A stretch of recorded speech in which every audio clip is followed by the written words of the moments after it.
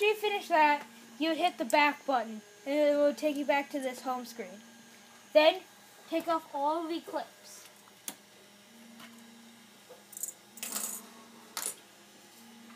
Then, slide the plate out, and you have your camera cover.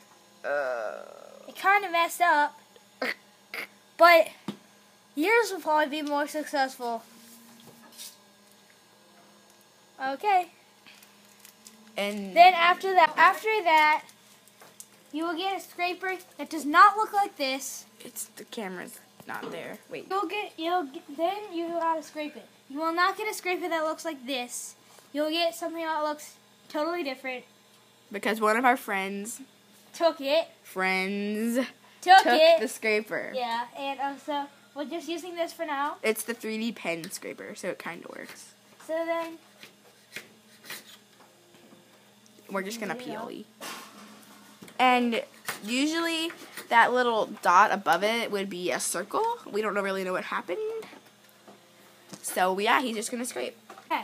Now that you have your scraper, this is the real scraper. Like this.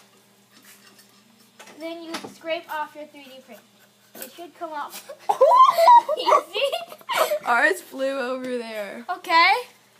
And then you scrape out your other bit. So basically what happened, yeah. So something happened though.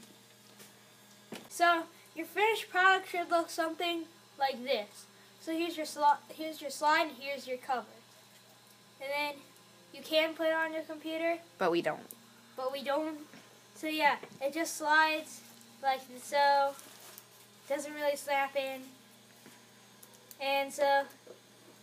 Hi! My name's Claire. My name's Caroline. And today we're going to be doing the 3D printer. But we have a special guest. His name is Sean. So let's get started. Are you going to